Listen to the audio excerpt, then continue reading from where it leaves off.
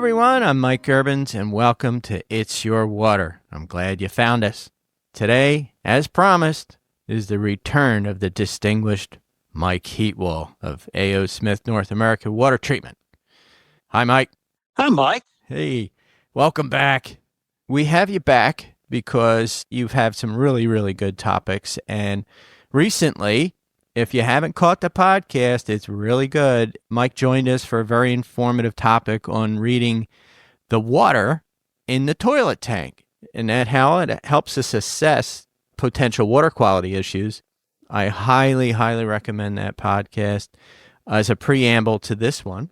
And you'll find out all about Mike Heatwell if you don't know him, if you've lived under a rock somewhere, on that podcast intro. But today, we're discussing the Troublesome Trio. Mike, what the heck is the Troublesome Trio? I know it. We want our listeners to know it because they probably know who they are. But what is it? Yeah, it's like knowing your neighbors, right? You sort of know them. They're right there all along, but sometimes you just never think about how they might know each other and interact. So Back in my day when I started studying through WQA, and we had to do it the old-fashioned way. You had textbooks that you read, and you had chapters with questions in the back, and you could self-study and work your way through, and you tried to get your hands on those textbooks, Wes McGowan books and stuff. That is still what the industry baselines everything on today. But there was a term thrown out in there in one of the chapters, or it was a prelude to several of the chapters, and it was called Dealing with the Troublesome Trio. I wish I was the one who coined that phrase, and I'm not, but apparently I've kind of brought it back again. It concerns things we deal with all the time, but we sometimes don't think about how they relate and interact with each other. And the big three are iron, manganese, and hydrogen sulfide. So after hardness, they're probably the nuisance issues we run into in the water treatment industry that causes our day-to-day grief, right? That's what my work with the Troublesome Trio is what drove me to develop the Toilet Talk, because it was trying to find all the clues that I could get my hands on to be able to decipher what's different, what's alike. And as we're designing treatment systems, what works, what fails, and how they interact. It's the three biggies: iron in all of its forms, manganese in all of its forms, and then the one that's a little obscure, the gas one, is the hydrogen sulfide. Right. And sometimes, well, we'll talk about it, you could probably get all three together. It's the kitchen sink, I call it. Yep. And you do. Manganese is generally almost always found in conjunction with iron. Usually it's in lesser quantities, and I say usually because there's exceptions to every rule, and every geology formation you get into has its own individual nuances. Down here in the Shenandoah Valley, and we have extremely high levels of manganese up and down the valley. You go to other parts of the state, and they rarely ever see it or run into it. And it reacts differently in different geologies that you're at. For the water well industry, I've done several talks on the geophysical areas, zones of geology and water formation that you have down in the ground. And how does that determine what type of water quality you're going to have and what kind of issues are you potentially going to have? Like in Virginia, we have 7 zones, 7 distinct geophysical regions that all have their uniqueness to them, if you will. And that can make your hair fall out. So that's why I don't have a lot anymore. Me either. I was told that there could be up to 1,200 species of manganese because of the way it reacts, the way the metal, it came from the earth, it came from the geology, it came from, but not that many of iron and not that much sulfur. They're pretty much ferric, ferrous, bacterial. Iron can combine with And things. colloidal. Don't forget Colloidal. colloidal. Oh, yeah. But manganese, it seems like that is the most troublesome of the trio. And it is because of the three, most of us or most of the people listening to the call are probably pretty familiar with iron, how to deal with it, whether you have the ferrous iron, ferric iron.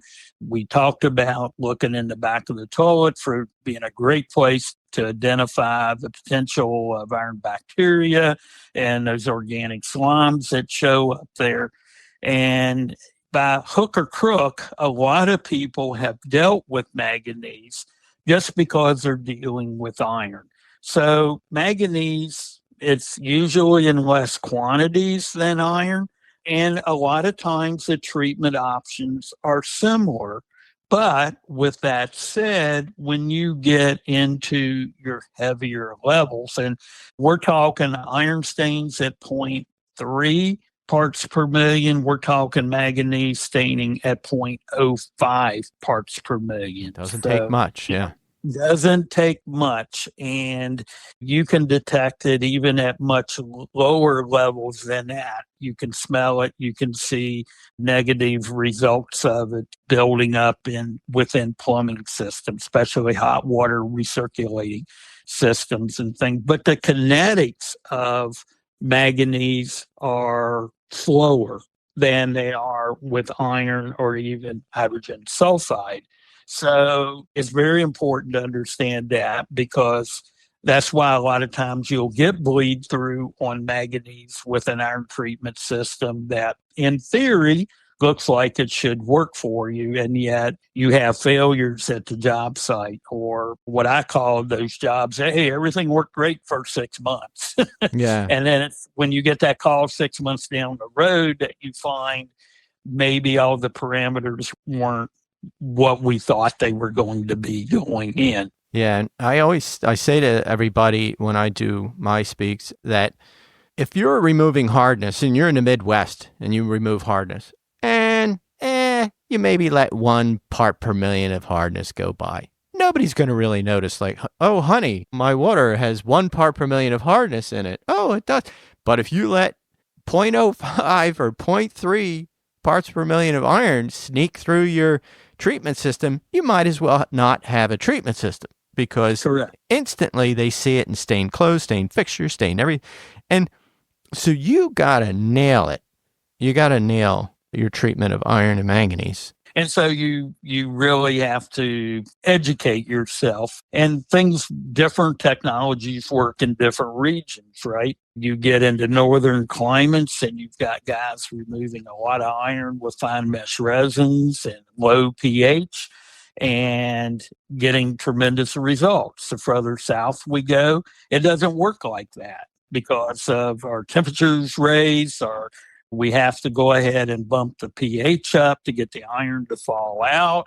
And so you have to learn those regional intricacies, that why certain technology works in one area and may fail in another. And manganese is really that way. It was interesting kind of before COVID came along, and I don't remember the year, but we actually were discussing manganese at a WQA event in table settings, and the vast majority of the contractors really did not understand what manganese was, didn't even realize they had it in their areas, didn't test, and by hook or crook probably took care of some of it that was there because of the way they were treating their iron. And so they got lucky. In the valley where I'm at, you can't be lucky and get it. When you got 4 parts of manganese in the water and it's coming out that's huge. Liquid coal, yeah, you definitely are going to be dealing with that a lot different than if you're, right at 0.05 type situation. solution. So it's really misunderstood and was really up for, I think a lot of us in the industry felt like it was probably EPA was taking a hard look at it and considering regulating it as a health contaminant. And there's been a lot of studies recently to show that, yes, indeed, manganese is potentially a health risk and not just as an aesthetic as we've always kind of dealt with it. Yep. Our friends to the north are regulating it now as a health contaminant. Yeah, I think it's linked to Parkinson's, I believe. Yep. Neurological deficiencies, especially again in young children. I've done not a lot of documented studies, but I work a lot in the ag industry with dairy and poultry. And I can tell you from my prior experience, when we have manganese in the water, we see animal health problems very significantly directly related to not at all high levels of manganese. Cows not being able to stay pregnant, aborting fetuses, chickens getting loose stools and building up ammonia in the poultry houses and those kind of things. Yeah, that's a disaster. Oh, Yeah. big time. So it's manganese is the one that I think we need to study a lot more and definitely don't use scare tactics with people. We never advocate that. But as contractors out in the field and water professionals, we need to educate ourselves a little more about the subject and be able to speak to it in a reasonable and professional manner. But since the internet has come around, people are starting to bring stuff to us. They become a challenge. They're educated to, loosely, let's say, they're internet educated, and they'll come at you. And if you don't listen to Mike and Mike here, you can get in a little bit of an embarrassing situation out there these days. And so that's why it's real important to get your ducks in a row. Yep. Somebody with a little bit of knowledge is a whole lot more dangerous than somebody that's totally unknowledgeable or a subject matter expert. Yeah. I mean, treatment wise, we don't have a ton of time because we had two more troublesomes to hit, but I've really had great success. Now, I'm located, my selling area is, well, nationwide, but really is the Northeast, Carolinas, north to New England. New England has a lot of manganese, but mostly a water softener, it will plate out on a resin and exchange off and rarely have any problems, and or we'll use the ozone passive manganese green sand or pyrolusite products as they call it, and the manganese will bind to that material and convert, and you could backwash it off. But have you known any other treatments that really are great for manganese, better than the rest, or? Well, again, we don't want to make this a sales show, but the zeolite medias have a huge affinity for manganese. Oh, okay. Yep. Yep. So the synthetic zeolites that are used by certain manufacturers are definitely a plus. So I got to put my plug in there. Anybody knows me, know who I represent, probably know what I'm talking about. Right. So that is a great weapon to have in the arsenal for manganese and very successful. But typically the products you're talking about in green sand, it's just I find when you're using those products, at least in my area that I service, West Virginia, the Northern Carolinas, and up your way a little bit, Southern Pennsylvania, that we have to watch pH with it and keep the pH elevated to, again, because the kinetics of manganese are slower than they are for like iron. But a lot of very similar technology. What's so great about these is when you're using especially air over medius, we're using oxygen to bring into the backwashing filter, which many manufacturers are doing today. And then you combine that like an ozone generator. We're giving it a disinfectant. And I always call putting those medias on steroids when you add ozone to it. We're giving it everything we can And it mostly it's very effective for And for most general applications. And we can even pull hydrogen sulfide with it because we're oxidizing the sulfur from a gas to a solid. Yeah. So I always tell people, like what your just analogy there, supercharging. I tell people if you're in drag racing, it's like putting nitrous oxide into the carburetor. That's what ozone gives us. Exactly. I'm a huge fan of ozone with the technology today. I did it. I was using it back in my early career, but the technology and the equipment is so much better It's come today. a long way. I struggle with technology being an old guy. We didn't even have calculators when I went to school. I had to write everything out the old fashioned way. And my first computer card was a punch card. But what we can do today is really quite amazing. It is amazing. That's what's really changed. I kind of I can everything by saying like water is a finite chemistry. What's really been done to it has been you could chemically alter it in only so many ways. Only so many ways. I mean, there's not going to be some revolutionary crazy equipment, but what's revolutionized our industry is the electronics and how we treat everything. The efficiency that we've gained with the computers, built in sensor technology that's constantly being developed, metering our water. We are treating so much more water and wasting so much less water and using far less chemicals and things than we used to. So it's really exciting. And I know there's things being worked on the forefront. I may not be around to see it all come to fruition, but I think exciting times are definitely ahead for all of us. All of us. Oh, yeah. Yeah, and how we treat it.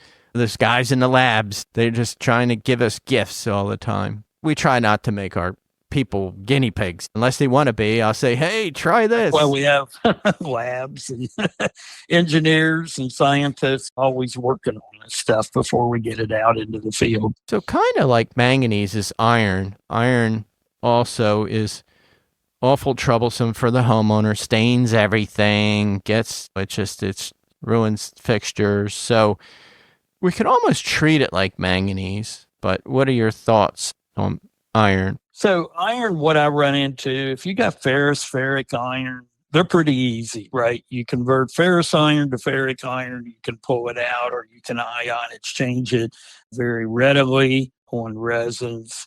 Although we normally don't recommend a red resin softener for iron removal officially, right? Because you got to know where it works and where it doesn't. And then you get your iron bacterias, which then can coat medias and things up. So now we have to trap that, remove the food, which we do with the iron units, and then kill it with either chlorine or ozone and get it out that way. And then we do run into occasionally what we call the colloidal irons, which is those particles that are less than 1 micron in size. And then we have to use something like an ultrafilter to be able to pull those out. That's like floater iron. It just doesn't settle out if you have a sample bottle, clear mason jar on your desk. And how long it takes, like a week for that stuff to get settle. If it ever does. If it ever does. And the reason it doesn't settle, A, they're very small, very light particles, so gravity doesn't have much pull on them. And B, typically they all carry the same electrical charge. So they're always repelling each other and holding each other in suspension. And so to remove them, we either have to use something like an ultrafilter that we're really filtering very fine, or we have to coagulate them at a coagulant to the water, typically alum or some of the other commercial products that are out there, causing those particles now to change their polarity.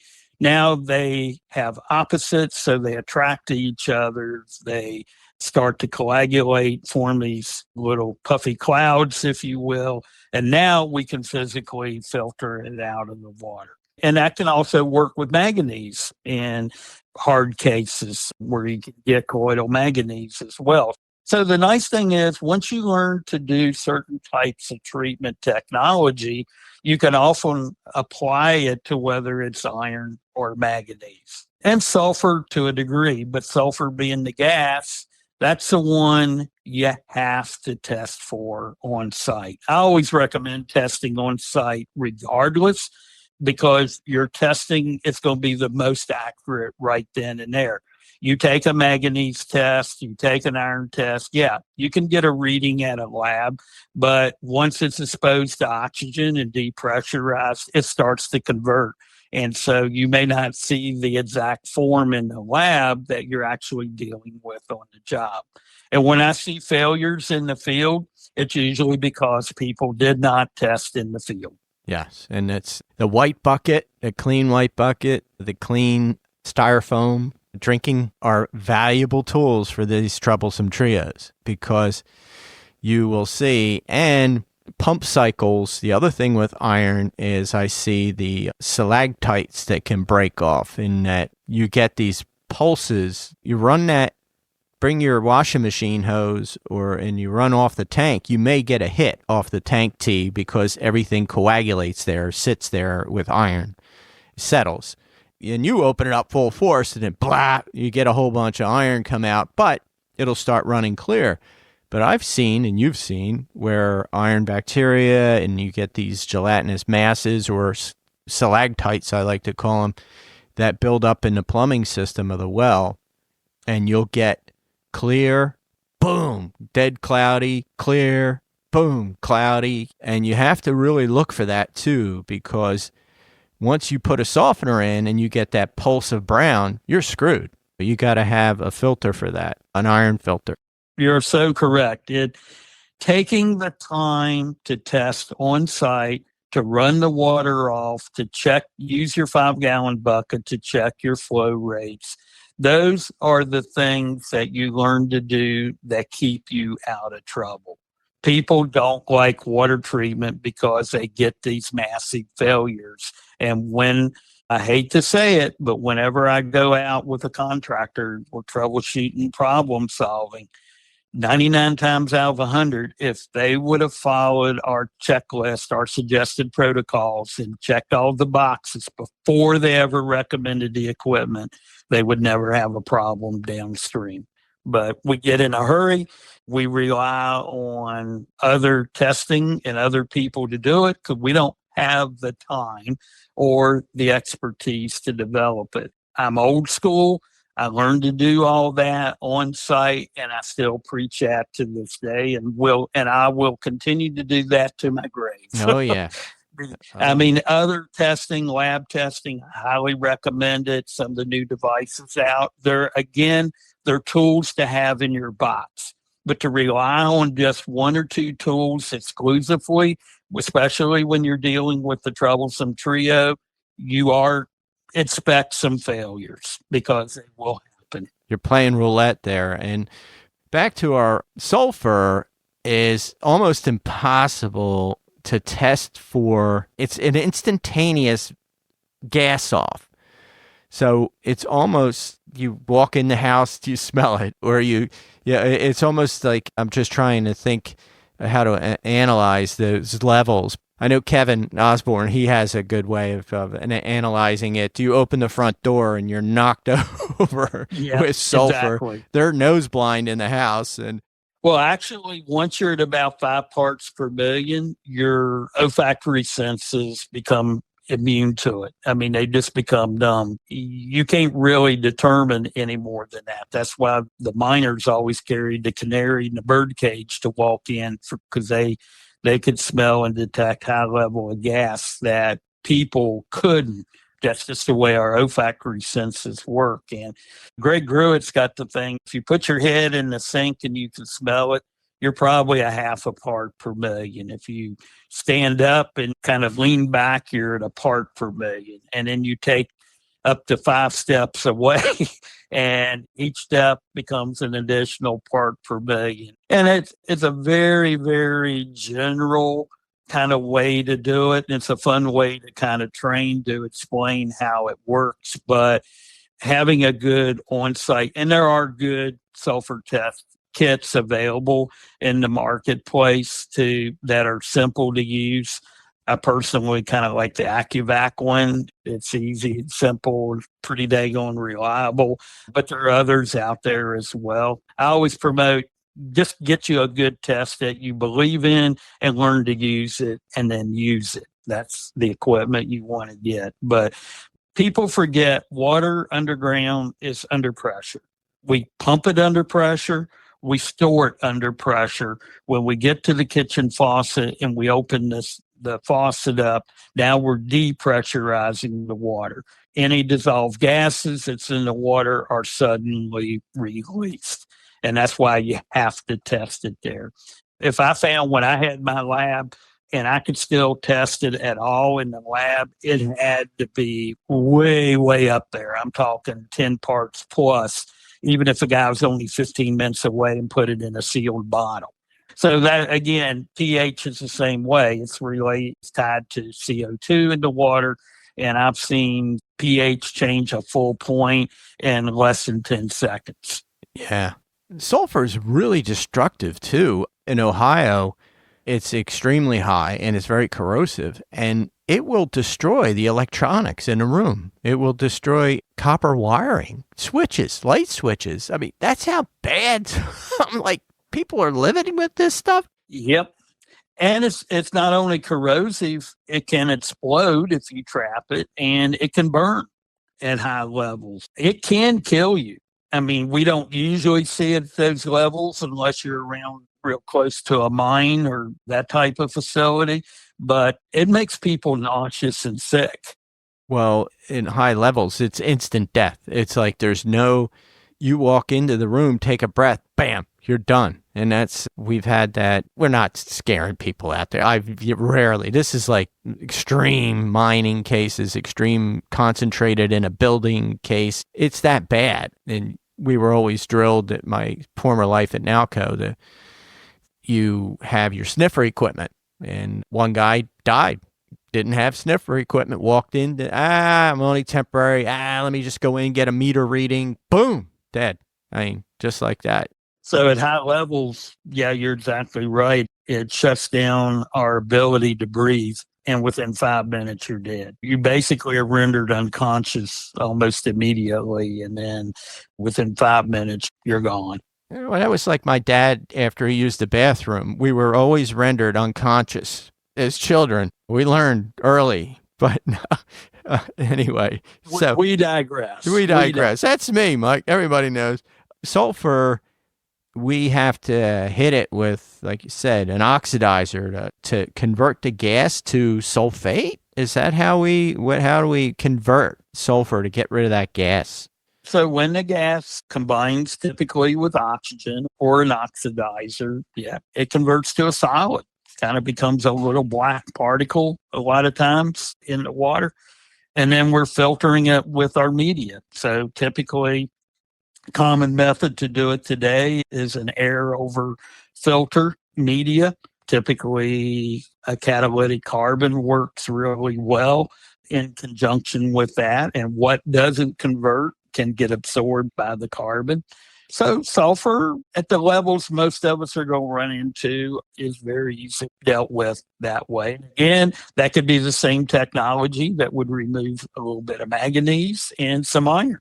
So what's really cool about the new technology today is you never want to sell a system one size fits all, right? Because that always gets you in trouble. But with that said, at low levels, oftentimes we are taking care of, we're mainly going after iron, and we happen chance to take care of trace amounts of sulfur and a little low levels of manganese. And we call it a day and pat ourselves on the back, and we happily march off to the bank. But it's when we get into these higher levels that we have to understand our choices of equipment selection and go on. But we could talk about these subjects all day. Oh, and yeah. I know that's not the purpose of this podcast, but at least at this point. Yeah, I mean, like you said, the sulfur can get removed by the one tank wonder something a lot of times. But it's, again, I always tell everybody, here we go again, tell them to test. And so we want to know how many seats on the bus you're going to take up. If you overload it, everything's going to get kicked out of the back of the bus.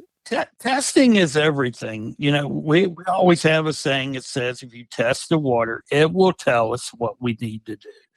That is always true. And again, I hate to say it, but when I see the failures in the field, it's because people didn't take the time to test the water, to test it on site, to check our flow rates on our pump, use our 5-gallon bucket, not to use the white cups and see, is it colored or is there color or turbidity to the water when we draw it?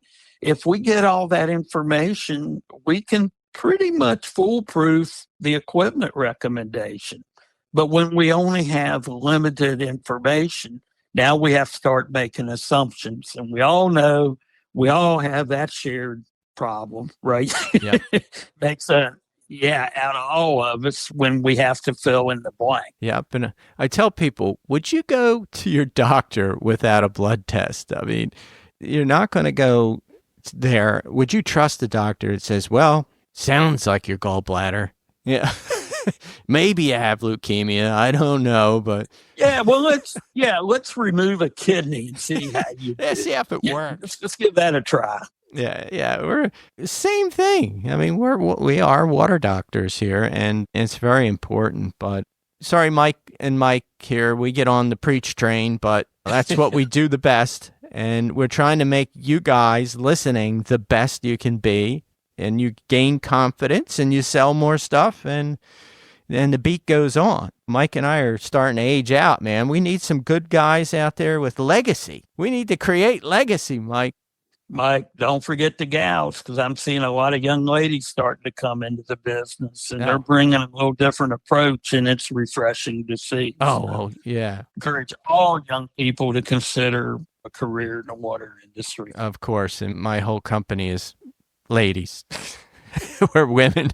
Denise, Rachel, Chrissy. So I'm trying to bring them on because they do absolutely have a different perspective. Same as us, but just a little different.